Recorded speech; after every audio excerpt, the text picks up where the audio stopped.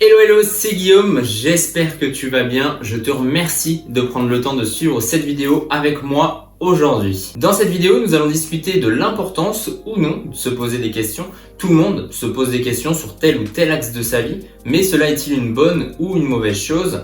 Le fait de se poser des questions permet-il réellement d'avancer dans sa vie? Et si oui, quelles sont les questions utiles? C'est à toutes ces questions que je vais essayer de répondre aujourd'hui. Avant de t'expliquer tout ça, je me présente rapidement. Je suis Guillaume Larue alias Coaching by Guillaume et je suis coach sportif bien-être depuis maintenant quelques temps et j'accompagne celles et ceux qui souhaitent trouver un nouvel équilibre de vie et reprendre leur vie en main grâce à un accompagnement 100% personnalisé. Si tu veux en savoir plus, tous les liens sont dans ma description et sur Instagram, c'est Coaching by Guillaume.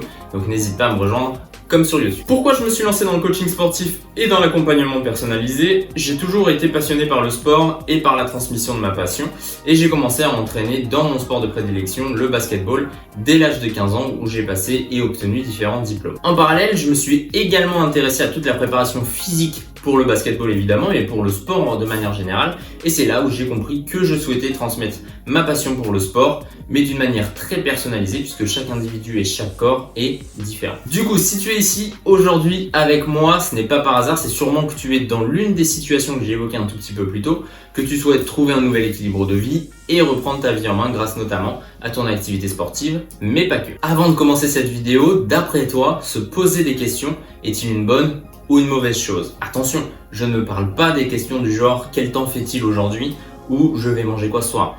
Je te parle vraiment des questions plus profondes. Il y a les grandes questions qui n'ont en réalité presque jamais de réponse, mais qui vont avoir l'intérêt de susciter notre imagination et notre réflexion. Par exemple, pourquoi la Terre est ronde ou pourquoi je suis sur cette Terre? Bref, des questions assez complexes et très larges qui n'attendent pas forcément de réponse. Et puis ensuite, il y a les questions plus petites et c'est elles qui vont influencer nos vies et c'est celles qui vont nous intéresser aujourd'hui. Ces petites questions, entre guillemets, sont anodines, mais elles se prolongent parfois en longues réflexions intenses et souvent lourdes de conséquences. Par exemple, est-ce que je devrais changer d'environnement ou est-ce que je suis vraiment épanoui dans mon travail? Toutes ces phrases de questionnement généralisées après la formulation involontaire d'une de ces questions amènent à se poser la question suivante: est-ce positif de systématiquement se poser des questions? Lorsque l'une de ces questions est formulée, la période de remise en question qui s'ensuit est loin d'être agréable car il faut envisager tout un tas de possibilités et être capable de visualiser sa vie différemment, même si toutes ces possibilités ne risquent pas d'arriver. Et pour répondre à la question que je t'ai posée un tout petit peu plus tôt,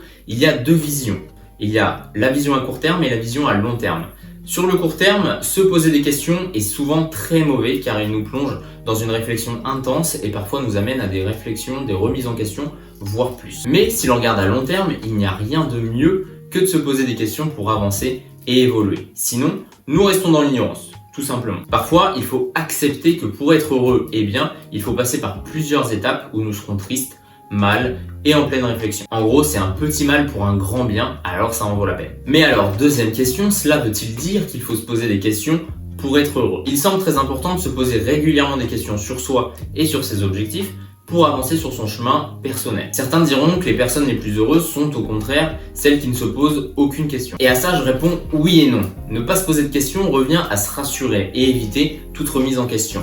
La compréhension parfois peut aider à l'action, mais une partie de nous préfère rester au calme dans des zones sans tension, sans risque, ou en tout cas où le risque est moindre. Sortir de cette zone, ce n'est pas toujours évident. Par contre, courir à toute vitesse dans une direction qui n'est pas la bonne peut nous mener vers des situations dangereuses, entre guillemets, qui auraient pu au final être évitées. Mais alors, tu vas me dire comment les éviter? Avec quelques règles très simples. La première, c'est de fixer un cap. La question c'est: que veux-tu accomplir? C'est la question à se poser en priorité. Dès que l'on sait ce que l'on souhaite accomplir à court, moyen et long terme, nous avons déjà l'impression d'avancer au moment où nous sommes engagés sur cette voie. Et même si l'on change d'avis en cours de chemin, avoir une motivation claire va nous permettre d'avoir une motivation supplémentaire. La deuxième, c'est d'avoir un plan d'action. Si l'on ne sait pas ce que l'on veut, il faut au moins savoir ce que l'on ne veut pas. Définir pourquoi nous faisons ceci nous aide à mieux apprendre, à comprendre nos erreurs et à rester honnête face à soi-même. Et ensuite, il est intéressant de savoir comment l'on peut obtenir ce que l'on désire. Une fois que l'on sait ce que l'on veut et ce que l'on ne veut pas, il est beaucoup plus facile d'avoir un plan d'action qui aura un sens pour nous. Ce mini processus va nous permettre d'avancer en faisant ce que nous ressentons réellement comme essentiel et non parce que c'est la route que l'on nous a indiquée ou c'est la direction que vont emprunter les autres. Bien se connaître et prendre le temps de tracer sa ligne de vie va nous aider à nous repérer et à se remettre sur les bons rails si on est parti un petit peu sur le côté. Et la dernière règle, entre guillemets, peut être de pratiquer l'auto-compassion. Cela a un effet bénéfique sur la santé et sur la qualité de vie. Cela aura également un effet protecteur contre les troubles mentaux comme la dépression, l'anxiété ou le stress. L'autocompassion est constituée de 3 éléments. La gentillesse envers soi-même, au lieu de continuellement se juger sévèrement. L'humanité, c'est tout simplement le fait de reconnaître le caractère faillible de la nature humaine et de chercher un réconfort au contact des autres au lieu de s'isoler. Et la lucidité, afin d'être conscient des tenants et aboutissants d'une situation au lieu de la personnaliser à outrance, même si les émotions que nous ressentons sont parfois désagréables. Le fait de bien connaître son histoire va te permettre de relativiser sur beaucoup de choses tout en mettant en perspective tes relations avec les autres. Bien sûr que se poser des questions est une façon d'avancer et de sortir de sa situation stressante ou déprimante. Même si l'on sait qu'il faut se poser des questions pour avancer, il faut tout de même faire attention à ne pas tomber dans l'excès. Dès l'âge de 3-4 ans, nous commençons à nous interroger sur le monde et sur ce qui le constitue. Socrate et Platon, les philosophes les plus connus de l'Antiquité, estimaient que le cheminement vers la connaissance passait par l'art de poser les bonnes questions. Le monde antique appréciait le travail intérieur, l'effort intellectuel et ils aimaient se poser des questions. Puis dans la foulée, l'Occident devient progressivement un terrain miné où la foi tente de soumettre la raison. En somme, des millions de chrétiens trop curieux et des milliers de savants ou de penseurs trop audacieux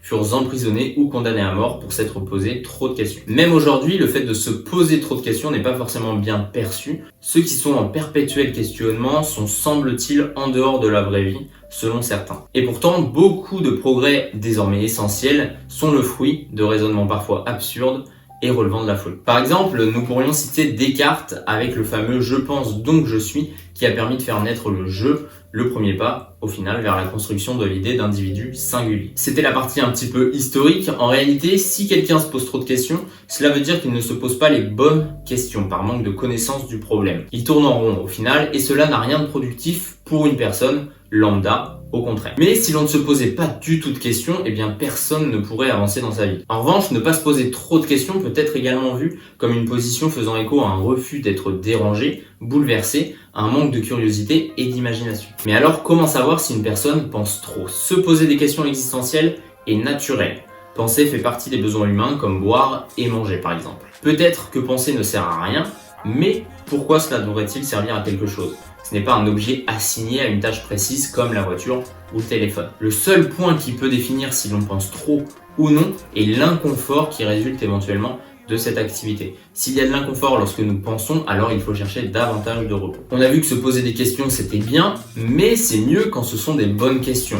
Savoir se poser les bonnes questions est une compétence clé qui peut nous aider énormément dans beaucoup de domaines. C'est une compétence très souvent négligée mais pourtant très puissante. Par exemple, à l'école, une bonne réponse est égale à 1 point et parfois le questionnement pour arriver à cette réponse n'apparaît même pas sur la feuille alors que se questionner est crucial car nous pouvons fournir une excellente réponse mais si la question à la base est mauvaise, alors la réponse ne sert à rien et elle n'apporte aucun bénéfice. Par exemple, si tu remplaces la question « Pourquoi je suis si nul ?» en « Comment je peux m'améliorer ?» tu verras que les réponses seront totalement différentes et les résultats n'auront plus rien à voir non plus. Pour aller plus loin, tu peux regarder la méthode d'apprentissage de Feynman, qui est un modèle pour apprendre sur la base du questionnement. Tout le monde a des fausses croyances sur le monde et sur nous-mêmes, et celles-ci peuvent être parfois des blocages importants.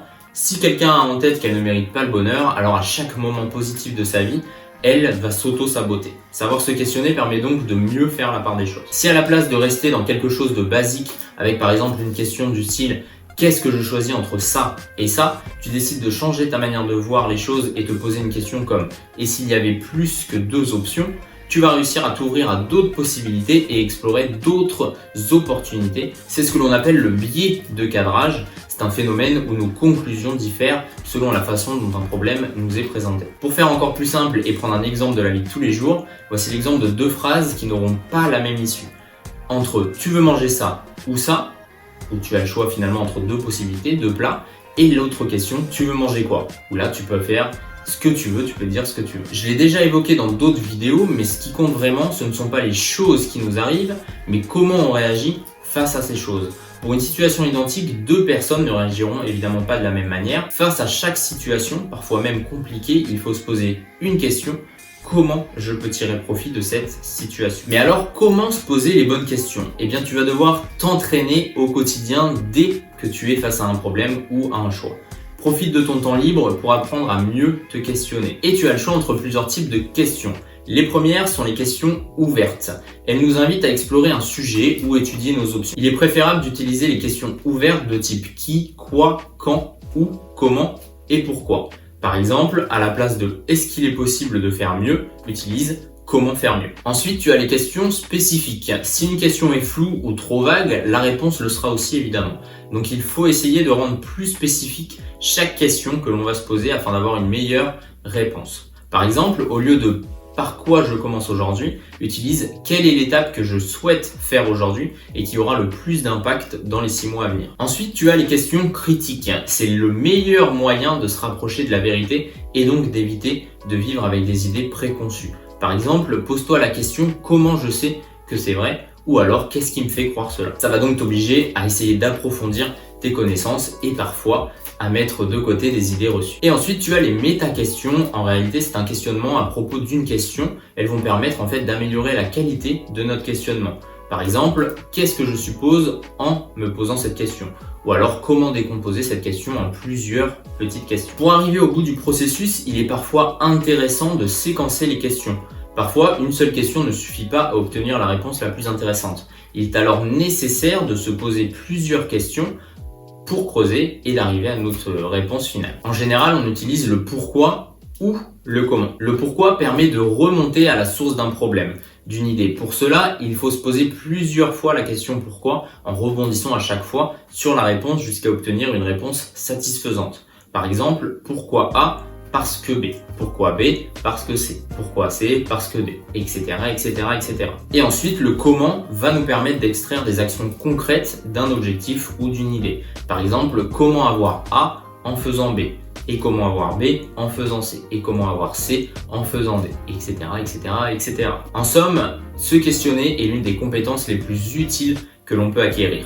Elle nous aide à mieux apprendre, à mieux réfléchir, à mieux décider et à améliorer notre vie de manière générale, à condition de se poser les bonnes questions. Comme je te l'ai dit en début de vidéo, je te donne un petit bonus disponible sur mon compte Instagram. Je te donne en fait 5 questions qu'il faut se poser en priorité afin d'avancer dans la vie de tous les jours. Ces 5 questions, tu peux donc les retrouver sur mon Instagram, c'est Coaching by Guillaume, comme pour ma chaîne YouTube. Le lien est également dans ma description, donc n'hésite pas à aller voir ça. Et voilà, c'est la fin de cette vidéo. J'espère qu'elle t'a plu et qu'elle va pouvoir t'aider dans ton aventure et que tu es maintenant plus aiguillé sur ce qu'il te reste à faire. Si tu souhaites que l'on discute de tout ça ensemble, n'hésite pas déjà à m'envoyer un message sur Instagram ou à me laisser un commentaire sur YouTube en bas de cette vidéo. Tu peux également réserver un créneau pour que l'on parle de tout ça un petit peu plus en détail. Dans la description, tu as un lien pour prendre un rendez-vous de 30 minutes avec moi en tête-à-tête et en visio. On parlera de tes objectifs et de ce qu'il faut mettre en place pour y arriver tout simplement. Si cette vidéo t'a plu, n'hésite pas à la partager aux personnes qui peuvent être intéressées dans ton entourage. N'hésite pas également à partager cette chaîne et à t'abonner à cette chaîne si tu ne l'es pas encore. Je te dis à très bientôt pour une prochaine vidéo. Ciao!